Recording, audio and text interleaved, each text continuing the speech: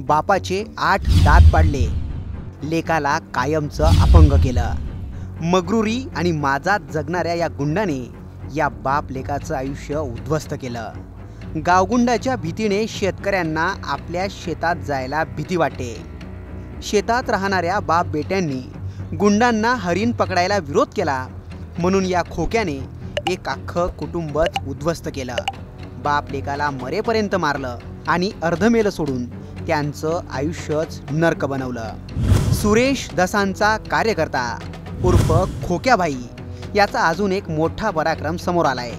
पैसे उधळणारा, नोटांच्या बंडलचा ढीग लावणारा हा गुंड सध्या चर्चेत आलाय. या गुंडाने एका व्यक्तीला नग्न करून मारहाण केली आणि त्यानंतर याचे कित्येक काळकृत्य समोर आलेत.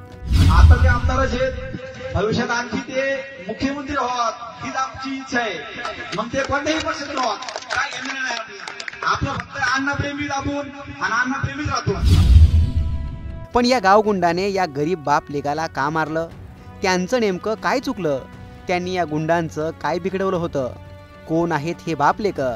याचाच सविस्तर आढावा या व्हिडिओतून घेणार आहोत. अण्णा कोणत्याही पक्षात गेले तर माझा पहिला असणार आणि अण्णामध्ये असणार. अण्णा एक असा नेता आहे, माझ्यासारख्या सर्वसाधारण 4 माणसांपासून फक्त एकच सुरेश धसे.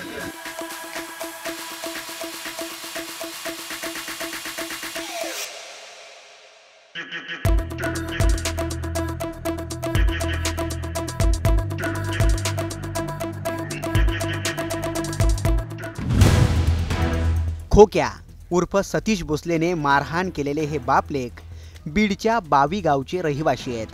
दिलीप ढाकणे आणि त्यांचा मुलगा महेश ढाकणे पेशाने शेतकरी आहेत. त्यांचं छोटंसं कुटुंब शेतातच राहतं. त्यांच्या शेतात वन्यजीवांचा वावर आहे. हरिण, मोर, ससे यांसारखे कित्येक दुर्मिळ वन्यजीव ढाकणे कुटुंबियांच्या शेतात येतात. याच वन्य प्राण्यांची तस्करी करण्यासाठी हा गावगुंड ढाकणे कुटुंबियांच्या शेतात जायचा. पण दिलीप ढाकणे यांनी त्याचा विरोध केला. आमच्या शेतात जंगली जनावर पकडू नका असं म्हणत त्यांनी या हैवानाला समजावून सांगण्याचा प्रयत्न केला. त्याचाच राग मनात ठेवून माजात जगणाऱ्या या सैतानाने एका वयस्कर शेतकऱ्याला मार मारलाय. दिलीप ढाकणेला खोक्याने अक्षरशः लोखंडी रॉडने तोंडावर वार केला.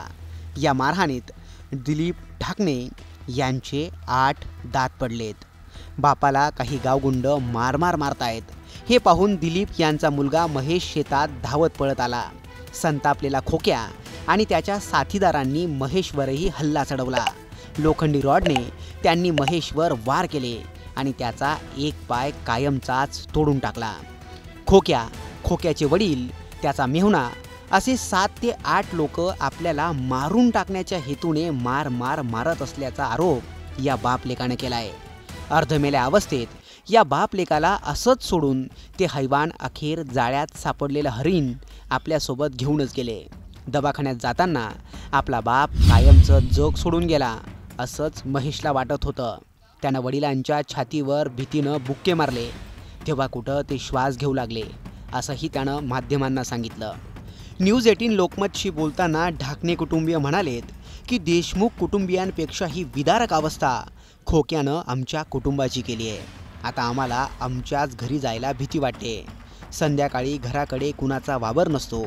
अशा वेळी तो गावगुंड पुन्हा आला तर काय करायचं हा प्रश्न त्यांना सतावतोय.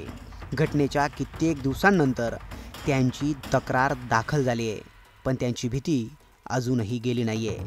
नोटा उधळणाऱ्या आणि खुलेआम पाहिजे त्याला पाहिजे तसं मारणाऱ्या या गावगुंडांना इतकी हिंमत येते तरी कुठून? संतोष देशमुखांचे मारेकरी असो अथवा ढाकणे कुटुंबियांना मारणारे हे गावगुंड, या प्रवृत्तीला म्हणावं तरी काय? गुंडगिरी करणारे, लोकांना मारणारे आणि खुलेआम रक्तपात करणाऱ्या या गुंडांचे राजकीय लोकांबरोबरच संबंध कसे काय आढळतात? अशा गावगुंडांना राजकारणी का अभय देतात असे कित्येक प्रश्न यावरून विचारले जात आहेत. संतोष देशमुखांच्या हत्येवरून आक्रमक झालेले सुरेश धस तोच न्याय इकडे करतील का? ते आपल्याच कार्यकर्त्याविरोधात आक्रमक भूमिका घेऊन या शेतकरी कुटुंबाला न्याय देतील का? हे पाहणंच महत्त्वाचं ठरणार आहे. तुम्हाला याबाबत काय वाटतं? उत्तर कमेंट करून नक्की कळवा.